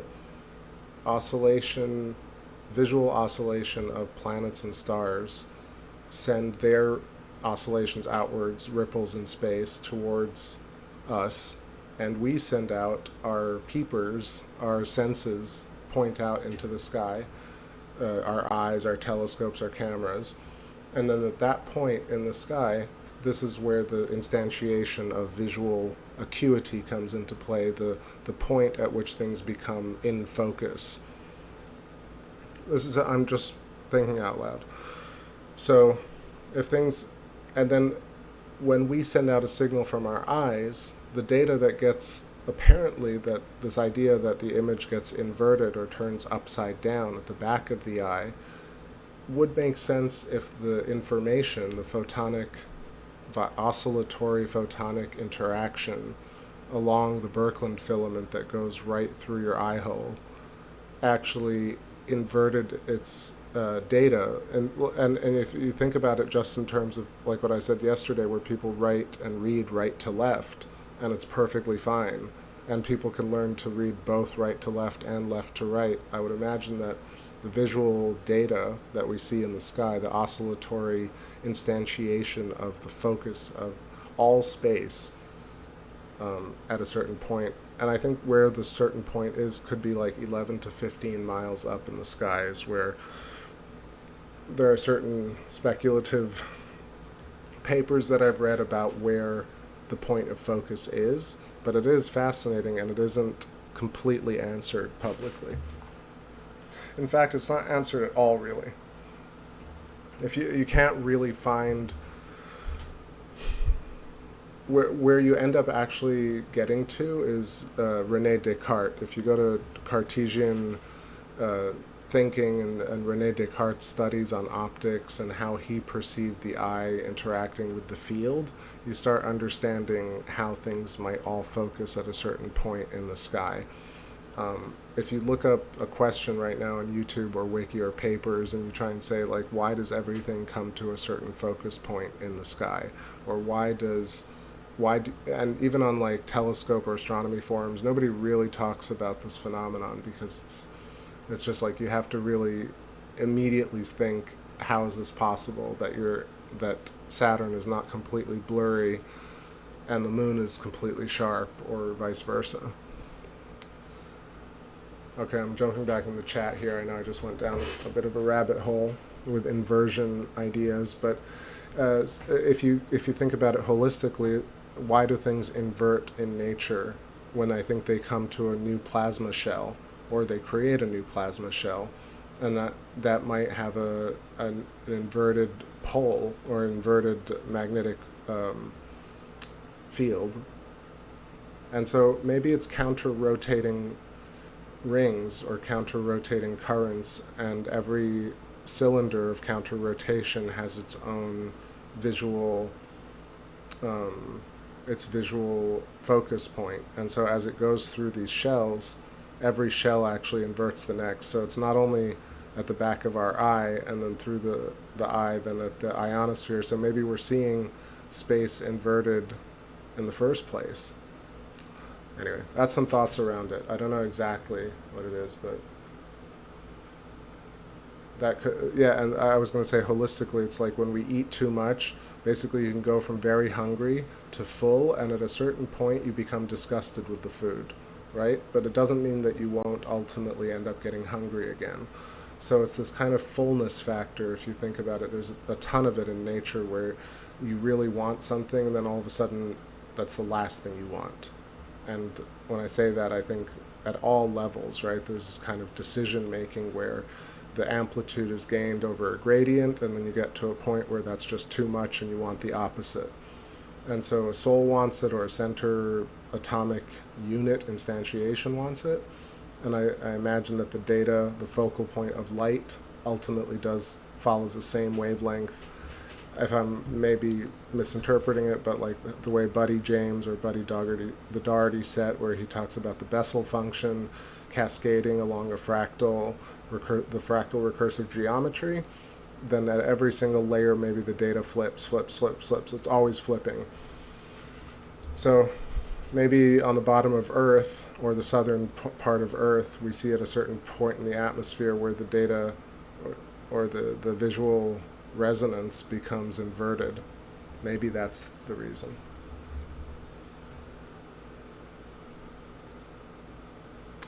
Gnostic Chef says, oh hey, I wanted to correct my spelling the other day.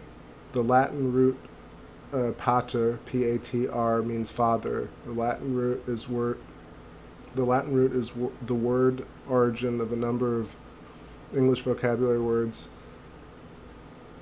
including paternity, pattern, and patron. Well, it's a whole thing that I love, and I don't talk about it very often because it is almost like the ramblings of a mad person when you get into numerology, the geometry of numbers, and I'm not talking about like math, I'm talking about like coincidental numbers matching, sequential numbers haunting you, groups of numbers, seeing numbers in nature, but then also take that into language where you start to decipher cross-language pollination, how the entire set of all languages comes from the same set of 10,000 or so phonemes, and then these phonemes are almost like little dipoles themselves. And so Japanese and Arabic, and then you see English and French and Russian even is just a whole other thing, and these are oscillations of language, but ultimately they all come back to the same types of patterns that emerge from our species. But if you take it even further, I don't know if anybody follows beatbox, but beatboxing is this crazy evolution of humans almost starting to sound like machines. And it's getting so, it's almost like the rise of AI and crypto, that AI and crypto are coming up so quickly, and beatboxing is also coming up quickly. And you see this emergence of like extreme prodigal technique. Also the chess culture is coming up really fast, and people are just prodigal at things now. Although you have a massive saturation of true character of things, right? That's this kind of inverse proportion of, now that we have so many good musicians, it's almost not impressive to be a good musician. Do you know what I mean? I mean, it's not across the board, but that's what I'm implying. Hey Shaded says, let's talk about gematria. Well, okay, yeah, thank you for keeping me on track. So I was not trying to brag in the fact that I know so much about it, more so that if you spend the time, you start to realize that one, language is basically looks like the geology and, well, language and letters of all languages. The sounds, the vibrations, the lettering themselves not only become like fractally recursive across all scales, but also are carving instantiations of consciousness into reality. Like even me speaking right now is cutting little things are basically sparking into the ether, so to speak. And with every oscillation, with every word that I make, I'm essentially a light being made of hard light, hydrogen, carbon, root life, speaking into a microphone that's resonating and sending it through wires to y'all that are doing the same sort of thing. We're doing this incredibly connected filamentary electrical thing right now.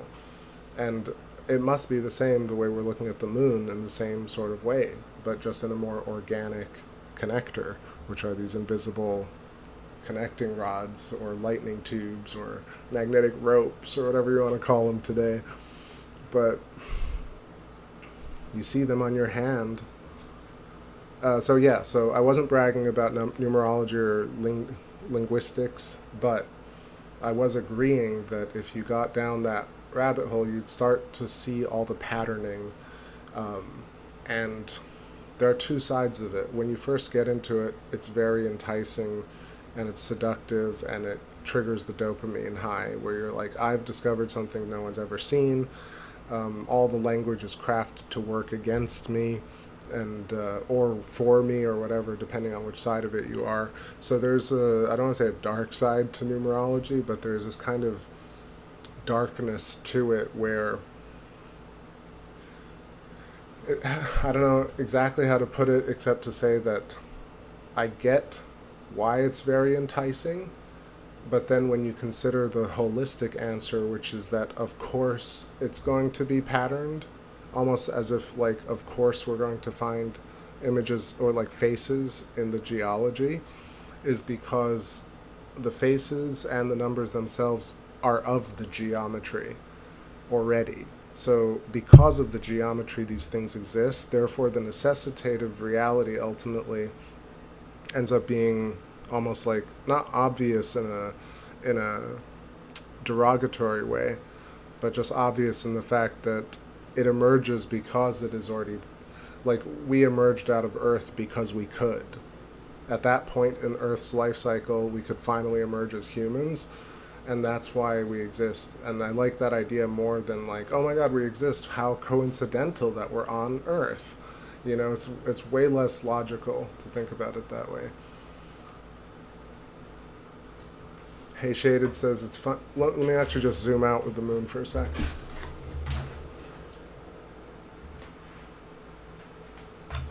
Here we go. Just so it's not way too in.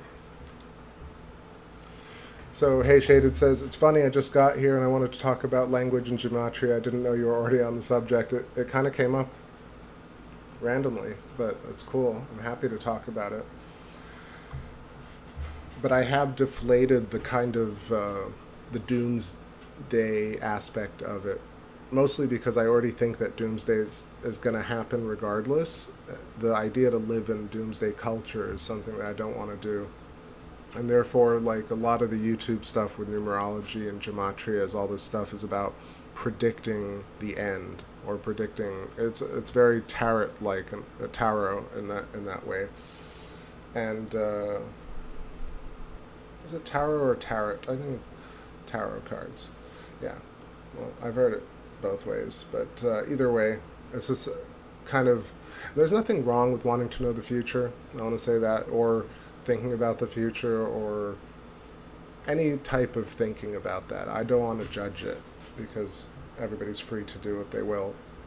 However, I do think that this idea that the YouTube videos that are like, watch this video and I'll tell you when when shit's gonna hit the fan, is just like kind of the most tiresome type of content for me personally. And a lot of great people are, like, even people that I like, are guilty of doing it, and I just don't see how that helps at all, beside giving you that kind of like, oh gosh, it's all coming to an end. I need that dopamine hit to make sure that people know that. So that part of numerology and gematria kind of bugs me. Not bugs me, but just I kind of don't think about it that way anymore. How I do look at it, though, is that there's a clearly fundamental shape to language and sound, and that all languages are related, and that the words that we end up realizing mean so many different things. Kind of case in point to Gnostic Chef mentioned the idea of pater and mater, something I hadn't really thought about, but I definitely thought about matter, or matter, what matters, or purely the word matter being mater, or mother.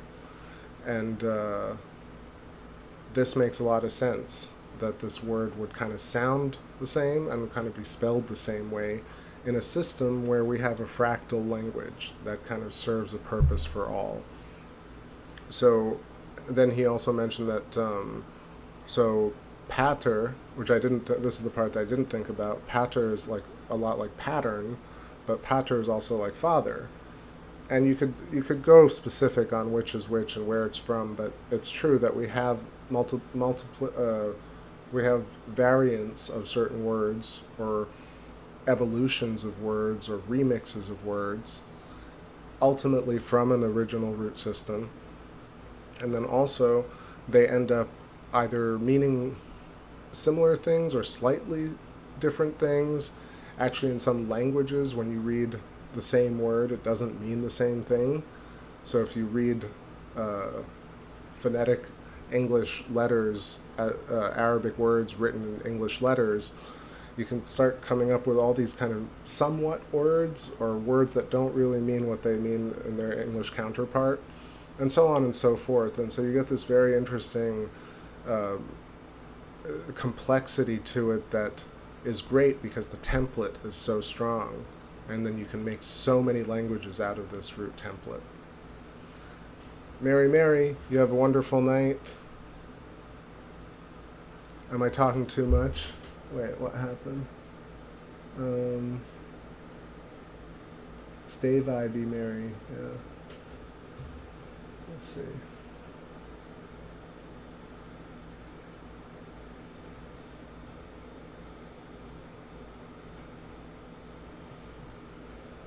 Hey Shaded says, God speaks to me through numbers. Everything happening around me, I can now find very significant meaning to why and when they happened.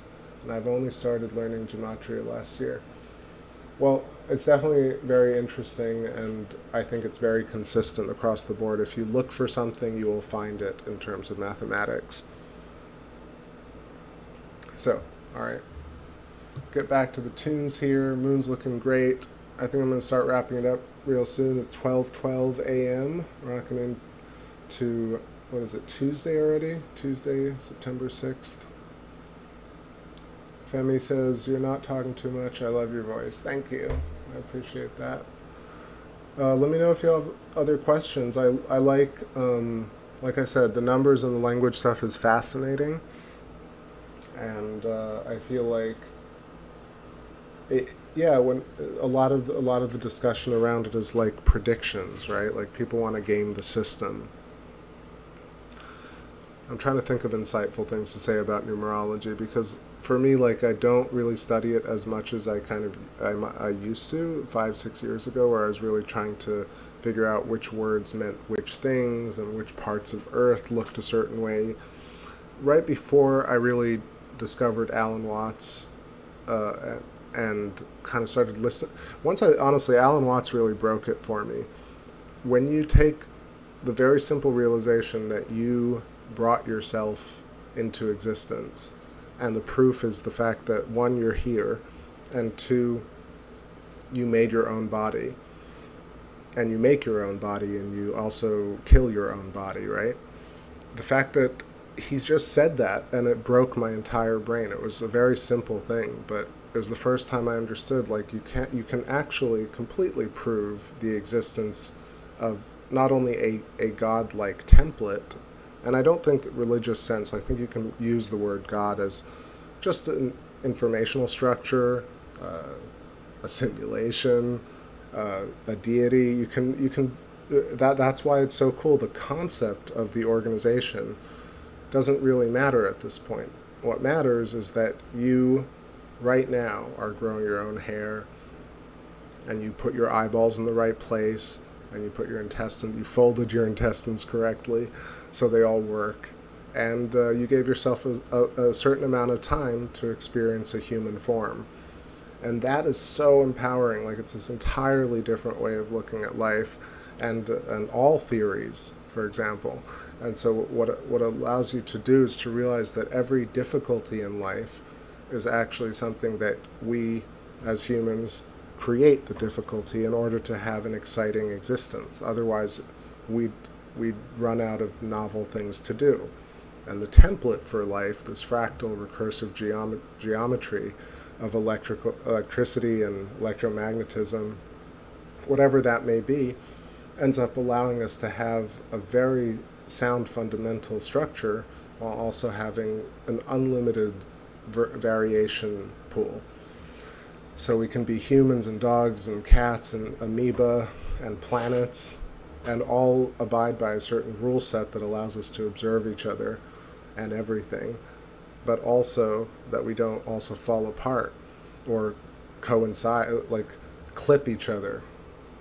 I'll make a very small tangent to, when you look at an apple on a tree, an apple doesn't grow into the next apple. An apple is aware of the next apple, is the apple next to it. And therefore apples actually grow and are completely aware of their field. And when you hear self-organization, I know Hot Rod Scott made a point earlier, but essentially your amino acids in the body do self-assemble. They just find each other and they lock up like a chain link, and then they fold into a diachron instability, into a hexagon, like a little thing, and then they start doing work, quote unquote.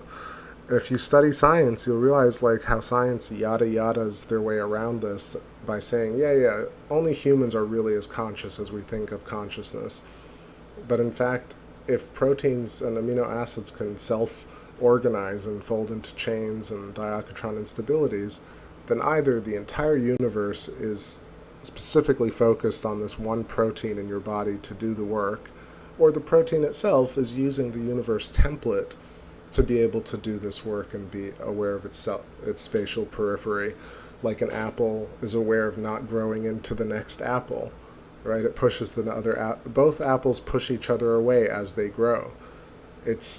They've got to be conscious, right? They can't be just a little bit conscious. It's like this is what dawned on me from, you study all the science stuff, you study all the conspiracy stuff, and then you listen to some Alan Watts, and Alan Watts actually puts it into perspective in a very, very clear way. the proof is look at yourself in the mirror and you realize that you grew your own body, and from there you can extrapolate that even if there is an almighty type of God system, that you are as powerful, you're a version of this.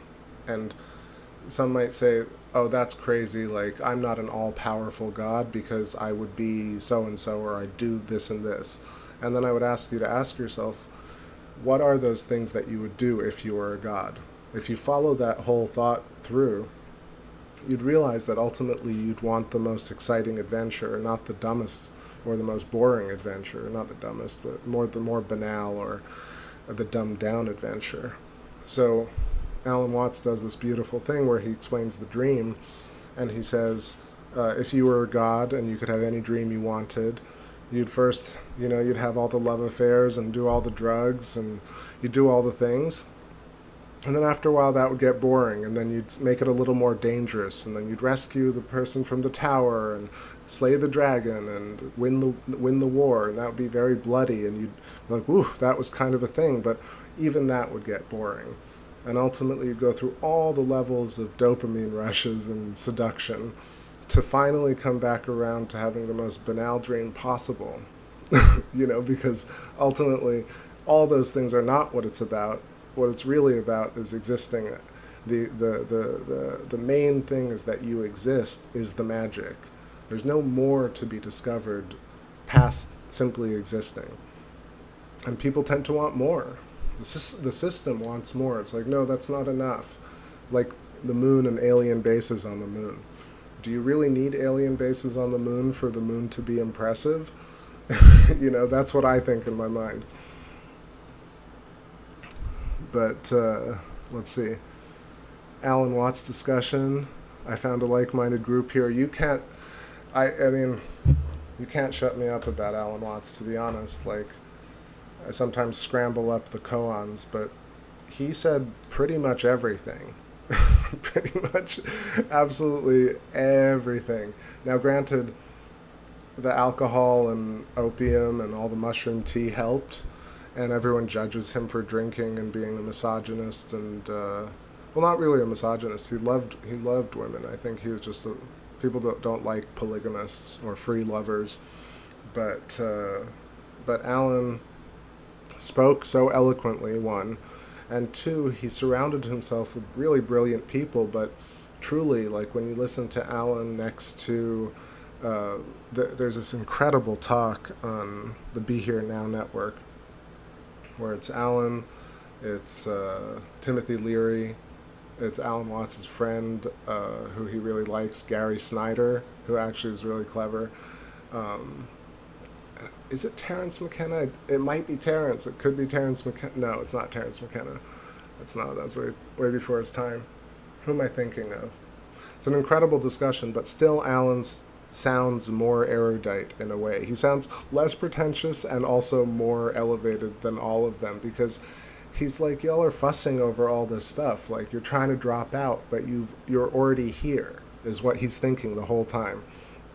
And because really that's the main thing here. The main thing is that if you need proof, and we can agree on consensus reality. And what is consensus reality? Consensus reality is that we choose a certain time to meet up, and if we both agree, then that's how we can meet up. But these are arbitrary rules that we use to play in this reality. So we can meet up at 3 p.m. because we decided that we both think it's 3 p.m. But the universe doesn't tell us that, right? We decide that. And then we bring life into this world, and we take life out of this world. We also create all the machines. So there's no really artificial machine or artificial intelligence. It's intelligence that we've crafted, that humans have crafted.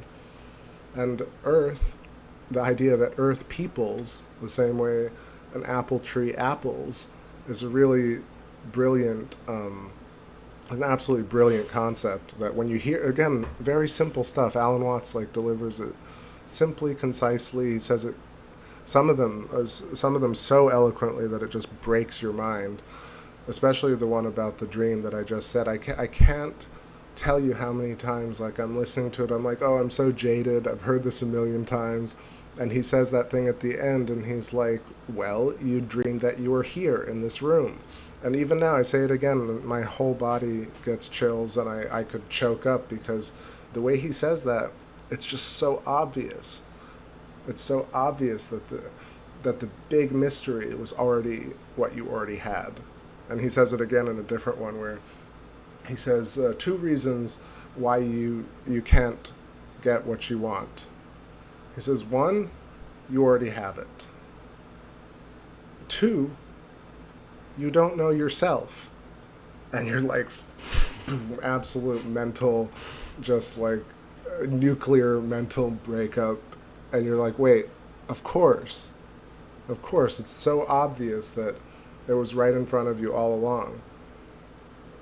I heard a just funny joke. I don't know if anybody watches pitch meetings, but Ryan makes this joke about, oh yeah, the skeletons were in us all along. Yeah. So exactly, we already had the big mystery. And why did we have it? How can we prove it? Because we made ourselves in the image of the whole, not someone else, not a patriarchal deity, not Mother Nature, not an alien race, right? Like, those are all very romantic ideas. But what really happened is that you're doing it right now. You're all of it, this tattvam asi, or the thou art that. Or you're everything that's happening. It's just amazing. And then so many other things. One of them, where he's like two monks are crossing, or get to a river, and there's this woman who needs to cross, and so the monk puts puts the woman on his shoulders and walks across the river. The other monk looks at him. He says, "Oh, you've really blasphemed, and what are you going to do?" He's like, "Oh, what do you mean, her? I left her at the riverbank. You're the one still carrying her." You know, that's a koan, for example, and he has so many of these, and he has his shtick too. What's so cool about it is he knows he has a shtick, and he's a rascal. He's a rascal. It's great. Anyway, so shout outs to anybody who loves Alan Watts. I would say I'm obsessed to a point, but he's like he's almost like a medicine. I mean, he is a medicine. You listen to him and you just feel good about things, better about things, okay about things, more wise about things. So I see a request, Collective Iris. I gotcha. This is, maybe I haven't played this one in a while. This is like a mastered version of it. Maybe it's a little better.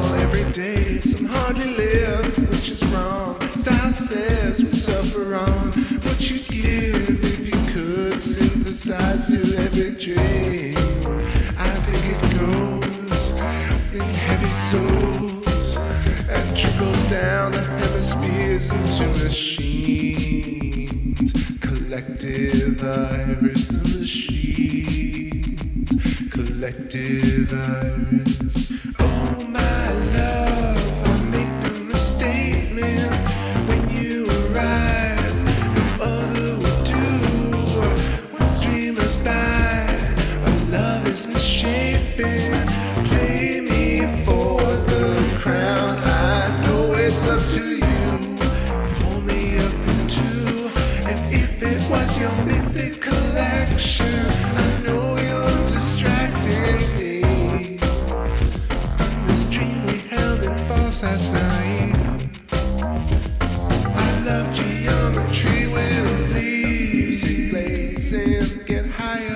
spaceman, receiver of love, believer in something.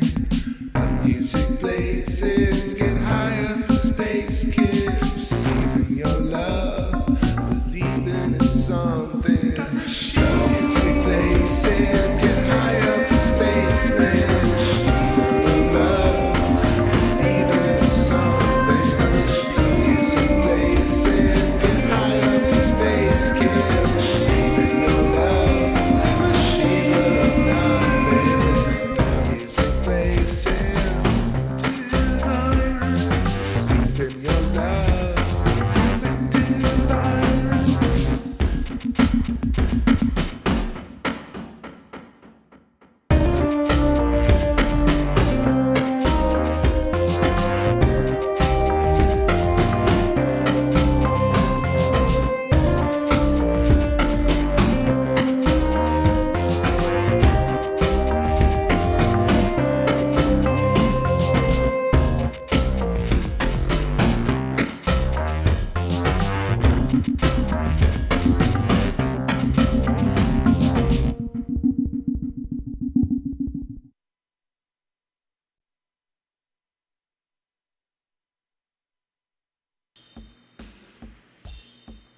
of the midnight moon, maybe right with the midnight moon, maybe right of the midnight moon, it's the light of the midnight moon, maybe right.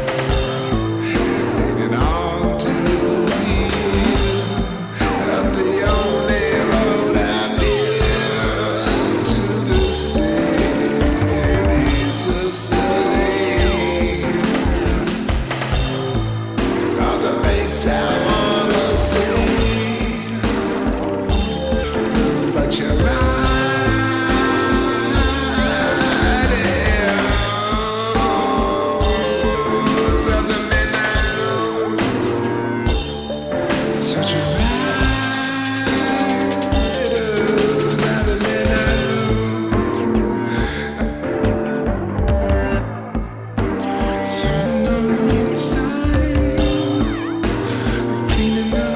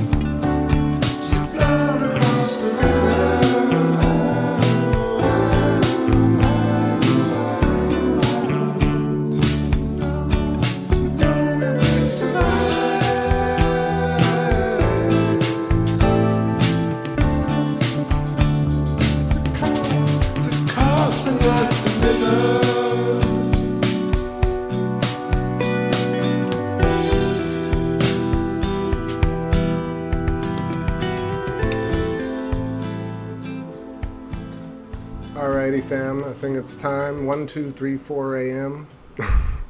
12:34. Coming in here with Dreamboat, going out to NGC and all of y'all. I think it's time for me to call it a night. My neck is really stiff. We saw some amazing images of the moon tonight, as always. Such a pleasure to bring them to you. Also some pretty decent Saturn, not the best, but not complaining here. Talked a bit about Watts, a little numerology and gematria, talked about stellar metamorphosis, shout out Jeffrey Walensky. Talked a little bit about the title of this video, Unsettling Settled Science, which is just a play, a little play, but a little cheekiness, but really think about new paradigms, interesting science, generative science, science that allows you to derive new things, no insults, no rudeness, no anger. Really, mastership comes with open arms, open gates. If you're a beginner and you want to know what master music theory is, you can go look at it. You might not learn it immediately, but it doesn't mean you can't access it. You want to know about being a master chef, you can turn on the TV and check YouTube out and find the most complicated recipes imaginable.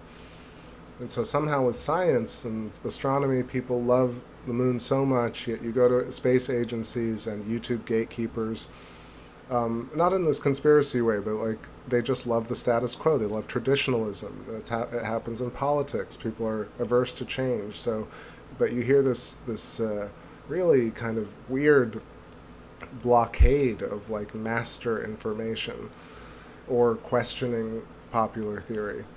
Again, like no master chef is going to tell you, oh, don't try that new recipe, or don't try and mix this ingredient with that ingredient. Can you imagine? Or Rick Beato, for example, telling you, oh, don't mix those two scales together. Please play pentatonic and then play only this scale and that scale. I mean, that's very... Sorry for like ruining the theory thing. Like, I don't really know my theory too well, but believe me, he is not telling people to limit themselves. And so that's the huge difference here. Why popular mainstream cosmology is losing traction, and not in the I told you so way or in an angsty way, but just alternative theories are gaining more traction, and scientists are baffled. They're bafflers. They're baffled. All right, I'm here for another 3 to 5 minutes, maybe one or two more songs. But yeah, I appreciate all of you so much. Thanks for the great comments, all the new people, old people. Share this video, leave me a comment, and give Jeffrey Walensky a look if you can. Thunderbolts, Eileen McCusick, Rupert Sheldrake, See the Pattern, Electric Universe Eyes, and others. I know people mention Eric Lerner all the time. I finally subscribed to his channel, LL Point or something. I forget exactly what it is, but there's so many great channels right now. Pure Marie Robitaille and Dissident Science and Alexandra Unziker. So many great people. Cool. Dreamboat coming through hot. It's such an up energy, like an up-tempo number for a closeout, but it really goes out with fireworks.